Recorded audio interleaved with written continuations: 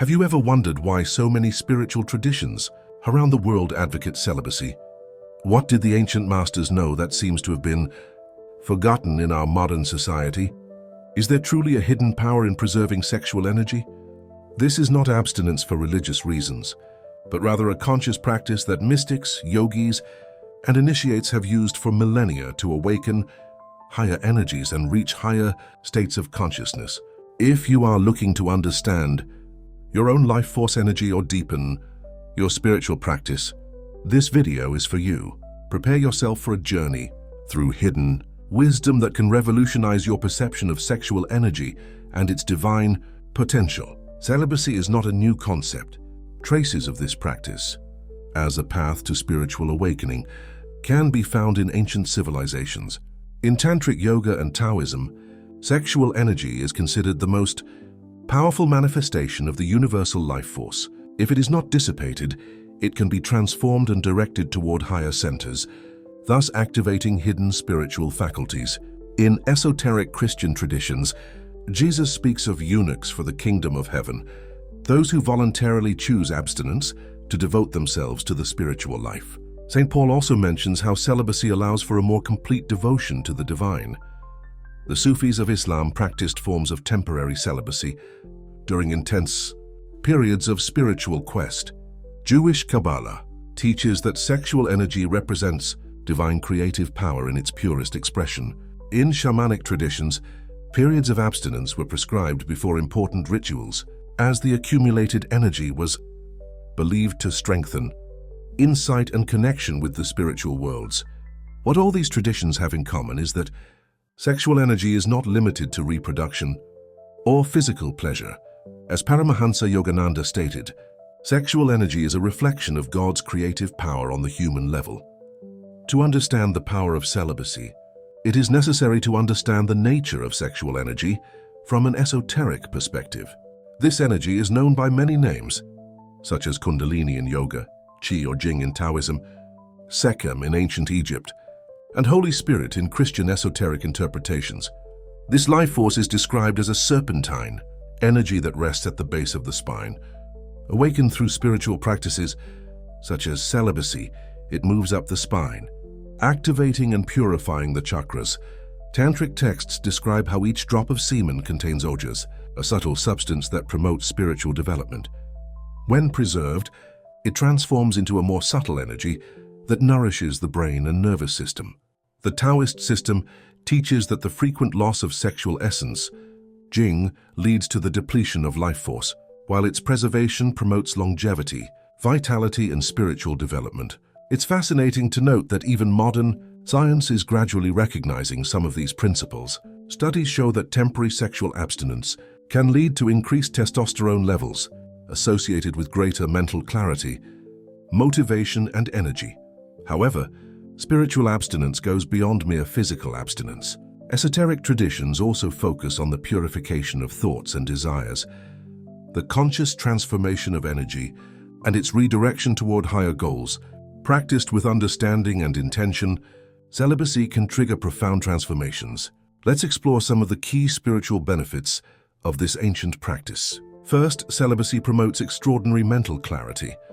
Many practitioners report a sense of disorientation after a few weeks.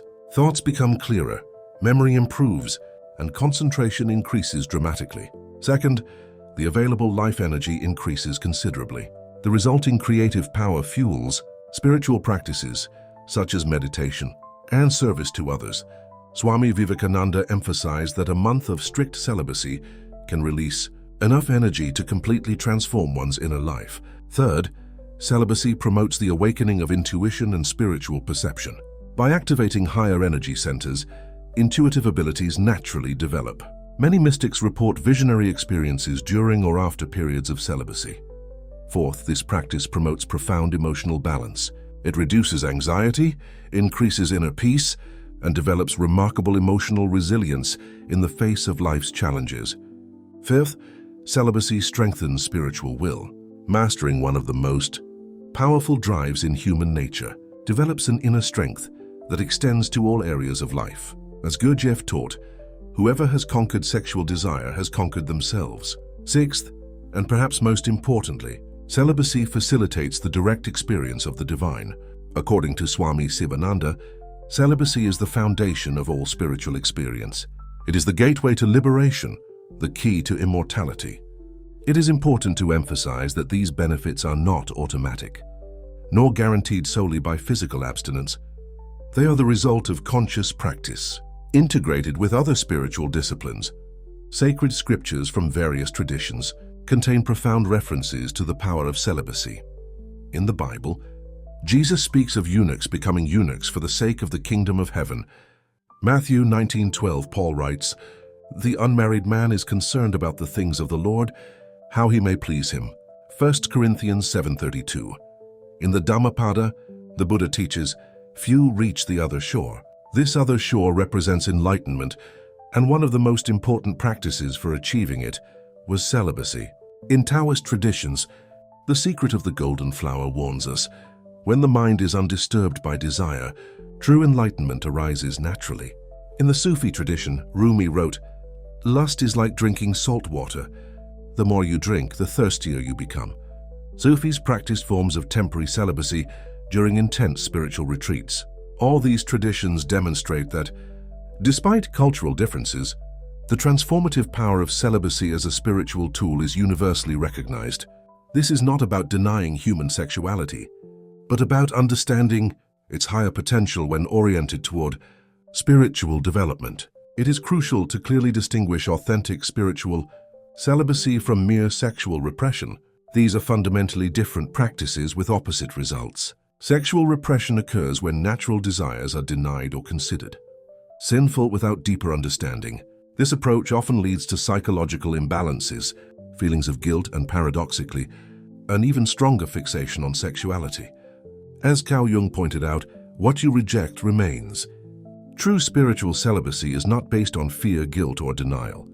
It is a conscious choice, motivated by the desire for inner transformation.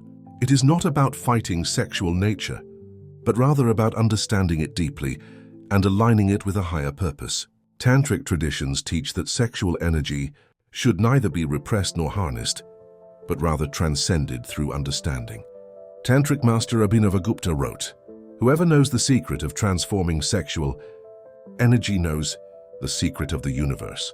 Spiritual masters have always insisted that celibacy should be introduced gradually, with understanding and respect for the body. Swami Sivananda advised, "Do not try to kill desire by force. Understand its nature, its purpose, its glory, and its hidden power."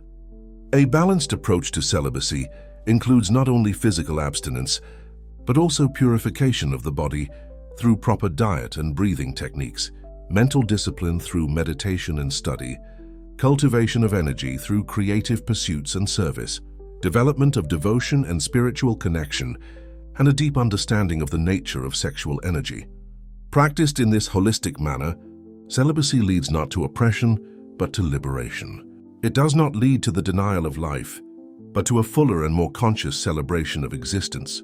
Now that we understand the basics of spiritual celibacy, let's explore some specific practices for transmuting sexual energy.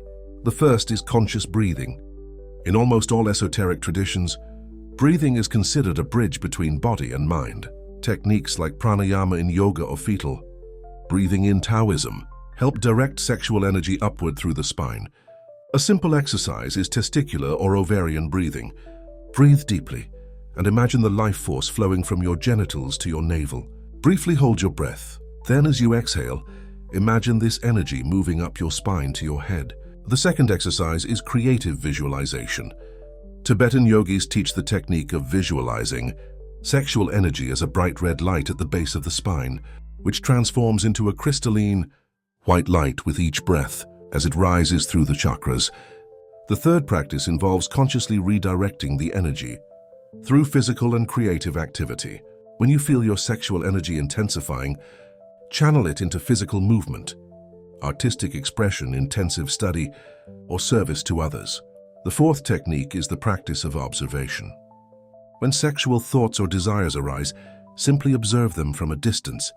This approach, fundamental to Buddhism and Advaita Vedanta, gradually dissolves identification with impulses. The fifth practice involves using mantras and sacred sounds. Certain sound vibrations have the power to elevate energy from the lower centers to the higher ones. Mantras such as Om, Soham or Hamza can be powerful tools for sublimation. The sixth technique involves specific postures. In Hatha Yoga, certain asanas, such as Sarvangasana, headstand, and Mulabandha, root contraction, were specifically designed to transform sexual energy.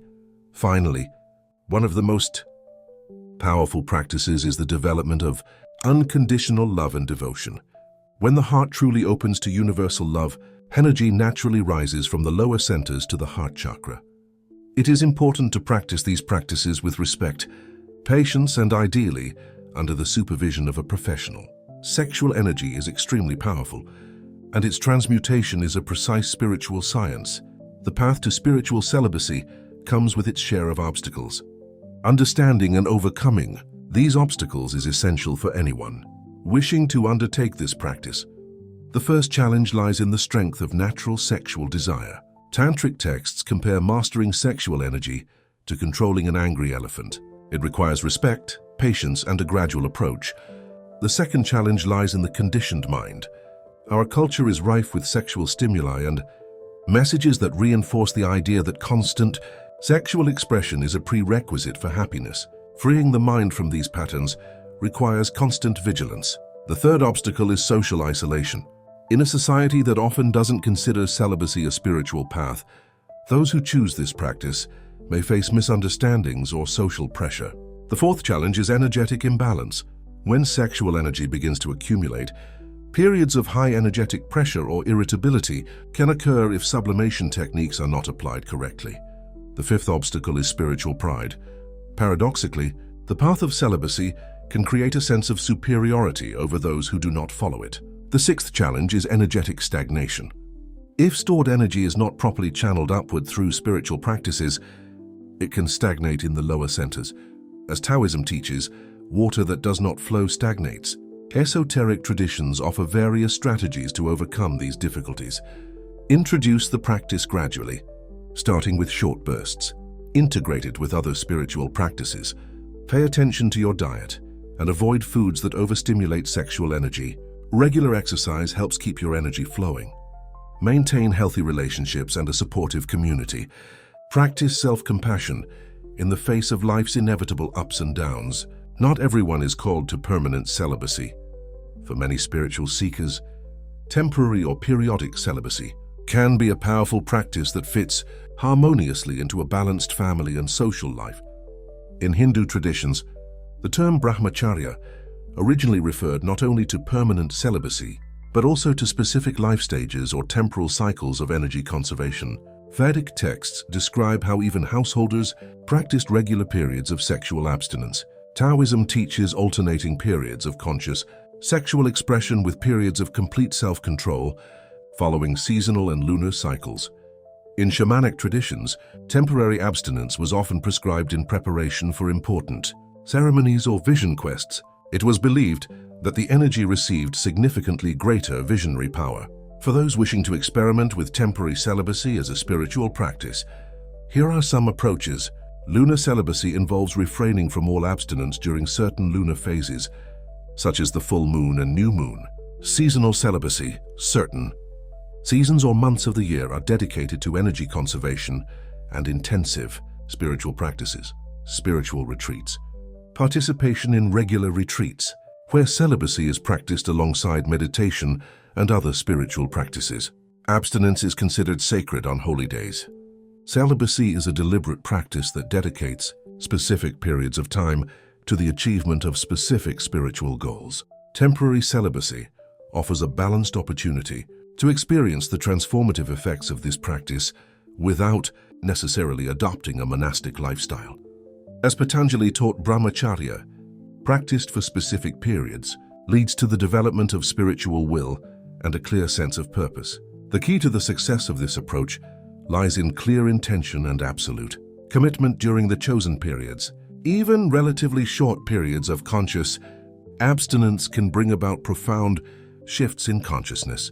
How can we integrate this ancient spiritual practice into our contemporary lives? Is it possible to adapt these esoteric teachings to the 21st century context without losing their transformative essence? The answer is yes. In reality, these practices have never been more necessary. In an age of constant distractions and the increasing sexualization of culture, the principles of celibacy offer a powerful antidote to modern spiritual exhaustion. The first step in integrating celibacy into modern life is to fully understand its purpose and benefits. This isn't a practice of self-denial, but rather a conscious method for preserving and channeling our life energy. The second step is to create an environment conducive to this practice. This may include limiting exposure to hypersexualized media content and cultivating relationships with people who respect your spiritual values.